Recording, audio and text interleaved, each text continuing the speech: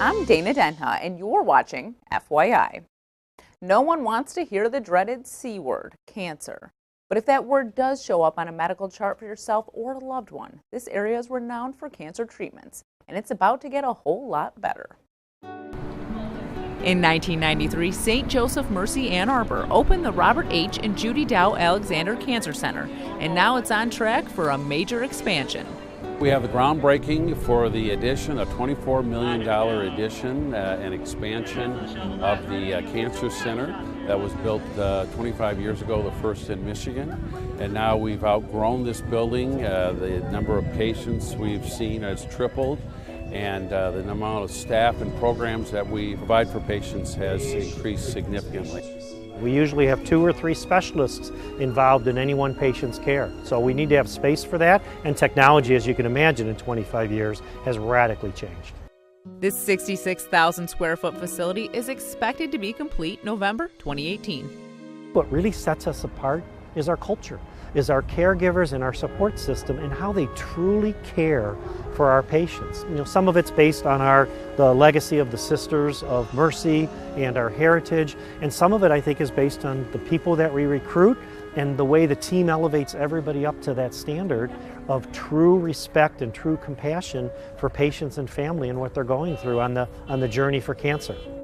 There's no question that we are helping patients. They're living longer. Some are cured that they wouldn't have been cured years ago because of the new therapies. I could tell you a remarkable story, but that's what we are all about.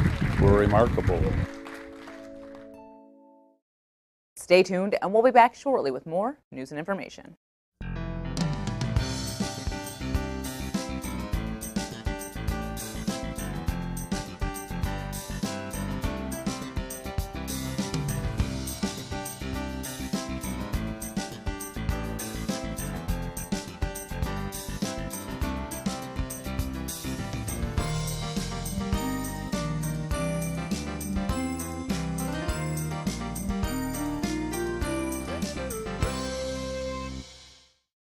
The walls were shaking in homes all over the county as the Yankee Air Museum welcomed the best in aviation during their end of the summer air show. There was a large rumble as people looked to the skies during the 19th annual Thunder Over Michigan. There's a fence line that surrounds airports everywhere you go, and this is the only time where the gates are open and you're able to get up close to not only the civilian pilots and the vintage military airplanes, but the modern aircraft and the crews and the pilots of those airplanes too. The Blue Angels headlined as they performed unimaginable maneuvers.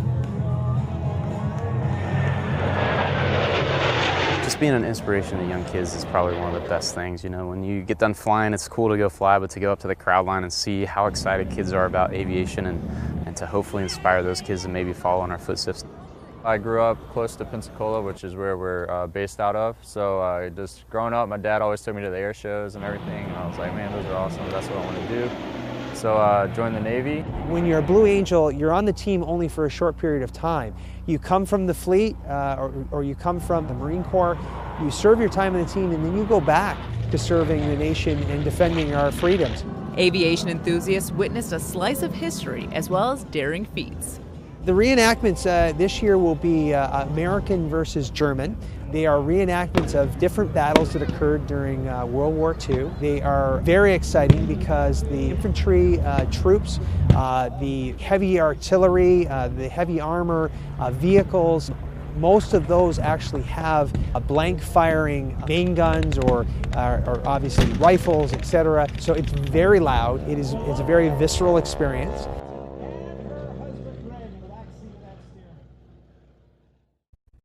There's a new discovery that is turning heads and changing lives. Wheel Potential is a self-help method that recently won an Excellence in Merit Award at the International Impacts 2017 Inventors Expo in Pittsburgh, PA. Joining me is Giuseppe Del Giudice, life coach and inventor of the Wheel Potential. Welcome to the show, Giuseppe. Thank you. Thank you very much. So it's great to have you here. This is something totally new to me. I've never heard of this before other than like me looking at your website a little bit. Yeah. So why don't you explain a little bit about your background in life coaching and how the wheel came about? Okay. Yeah. Actually, the wheel came about over 24 years ago when I had another business that I was applying it to, and I was applying the processes in pieces. So over the years, the process was actually being accumulated. The pieces were being accumulated. Yeah. So I can put this thing together. And then it ended up being on a piece of paper, a flow chart that I would actually hand my clients. And they're saying, what is this thing? And I would have a class and say, here, come on in. I'll show you how to use it. And this was more like fitness related at the beginning. Yes, in the beginning it was fitness related. Then I realized that the process was universal. And then that's when I started applying it to my life coach business. And I thought, you know, I got something here. I don't know. I'm going to keep using it. Yeah, yeah. And then I had a friend of mine who's a graphic designer, Ale, and I said, hey, I need this off this paper. Help me take it off the paper and make it a device so people can actually hold it in their hand and use it. So he did. So it morphed and morphed and morphed, and finally we came to this final product, Generation 19. And I've actually brought all the generations with me today to the studio. I'm not going to show you them all right now, but I do have them. I brought them in my bag. And this is the newest one because you actually changed it a little bit after you. Do you want to show us this picture you have here? This was from the awards that you won. So you want me to hold it? Or you want to? You can show. You can show us. So this is the award I won. Originally, when I went into the expo, the International Expo in Pittsburgh, it was originally called First Step. And then I met with Howard, who's a branding expert, who said, you know what, I'm going to help you kind of rebrand this thing. And so this is the certificate. This is the award, actual award that I got. And then I also got this really cool medallion too, which was pretty nice. I was very pleased. I was completely, I didn't expect an award at all because, you know, there were over 900 gadgets at this. Well, it's Invent Tech, right? And so you're actually expecting to go in there and like, this isn't like an invention, like a physical invention. Like this is more like, But for somehow I said, Kevin, let's just go to the banquet. We'll just, you know, I want to see just, you know, because there were 25 of these passed out, and then the top 3 awards that were cash value. Yeah. And I said, oh, okay, I'm just going to, and then all of a sudden, I don't know, about the 24th person I got called, I was like, what? Yeah. I mean, it was 945 booths. Yeah, so 25 is just a small percentage of. You know, and I thought, wow, I was like teary-eyed. Like, what? Somebody acknowledged something. And you've been working on this for so many years. I know, that was the exciting part. Yeah. And so to me, it was, I thought, man, I didn't know what to say. Kevin was like standing up and clapping. And I was like, oh my God, I was so excited about it. But yes, so going into the expo, it was called First Step. Coming out of the expo, it ended up being Real Potential because it's branded to my company name, Real Potential. Mm-hmm. So that's when Howard said, you know, you got to connect all the pieces like you did with the wheel. Now you got to connect everything that you've got and make it one cohesive package. And so I did. People can buy this. Yes. But they don't actually need you to use it. They can just buy it and do it at their homes by themselves. Yep. I mean, they can contact me if they want to. I mean, I do have contact points if they have questions. I do have a blog on Facebook that's called Wheel Potential, so they can. It's for people who've purchased the Wheel Potential to say, hey, you know, this is how we used it, and I've gotten results from immediate, within a day, and within a week. So it depends on how complex your situation is. When do you actually start taking actions? Because, like, again, you cannot fulfill what you want to get done without doing these. Yeah. Without doing actions. And so, like, you start with thoughts. You start with a thought. That's why there's a start button here. Okay. So you start with a thought. In your case was? My baby won't sleep through the night. So that's perfect. Too old and she won't sleep through the night. So the whole thought is my baby won't sleep through the night. Yeah. And so go ahead and assign a feeling to that. The feeling that you're feeling right now with that thought. Because feeling and thought has to match. They can't be different. Okay. So how are you? So it has to be a good feeling. No. It has to be a feeling that matches that thought because feelings mirror our thinking. Okay, so it could be any one of these things? Yes. So the feeling that you feel that... Let's see. Oh, because I got to go through them. Yeah, absolutely. I feel like it would be a little bit of this. All right, so you feel a little bit depressed about it. Yes. All right. So you have the thought that my baby won't sleep at night. You're depressed about this thing. So what are some actions that are happening because of this situation for you, like at night? What do I do at night? Yeah. I get up with her. Okay, so you're getting up with her. Yes, I nurse her. Okay. And then I try to lay her back down, and then she wakes up again within 30 minutes, and I have to do the same exact thing again, or I let her sleep in my bed with me. Okay. So those are the physical movements. So when we talk about actions, it's the physical things that you're actually doing to create, that's creating that situation. Yes. So the result of that, so you've got your thought, you have your feeling, those actions that you just listed, ends up with some kind of result. What is that for you? What is that result that you're feeling and thinking about at the end of getting up in the middle of the night? And at least she's this? sleeping now. Yeah. Okay. So she's sleeping at this point. Yeah. But that's related to her. But we're talking about you, right? So what is the result for you at this point? Like, you're. I feel like I'm being punished. Okay. That's awesome. No, I don't mean that's awesome. No, but that is I mean, how I that's feel. Honest. Like, that's Yes, that's an honest thing. So the feedback in this situation answers the question. Based on your thought, feeling, actions, and your outcome, you're getting exactly what you're getting based on that thing. Yeah. So that's the full circle. Now, because you've acknowledged that particular situation, you can't use these same 5 steps to create new things. So you have to create a new 5 different 5 steps, right? So you have to assign a new feeling. a new thought. So assign a new thought, a different thought that you could maybe predict the outcome is going to turn out a little better. So what would that be if you were to create that for you? What do you mean by a new thought? Like right now you have the flip side of the one you have, right? So right now you have my baby's not sleeping at night. What would be the flip side of that? Everyone's sleeping through the night. Okay, everyone's sleeping through the night. Yeah. Now assign a new feeling. And the one that would match that thought. Okay, you're really excited about it. So tell me now here's the key, because we're predicting, it hasn't happened yet. Mm-hmm. See, actions are our data. Without actions, if you don't act, there's no data. Yeah. You can't just say, oh, I know it. No, you act it out because you have to test, measure, tweak, right? So you have to say, okay, what are a couple actions could you do that you haven't done before? Let her cry. Okay. Let's just leave it at that. That's one action that you haven't done. Just let her cry. So the result of that, we don't know. Yes. Why? Because we haven't tested it yet. Yeah. So this result, you could measure it either, I'm going to measure it over a week's time. I'm going to measure it over one night. I'm going to measure it over 2 days. You have to set that time frame. Now, when that time frame's over, now you can say, what did I get? The result, what did I get? Well, you know what? She slept an extra hour or two. Yeah. She cried for 30 minutes, and now she slept for an hour or yeah. two. So the outcome is, in this case, because we're predicting, see, first time we acknowledge, but now we're predicting. The prediction says, am I on the right track? I didn't get what I want, or I'm way off, right? Because now we're predicting, we're testing the thought and feeling and the actions. Yes. And then over a specified time, then we have some kind of result.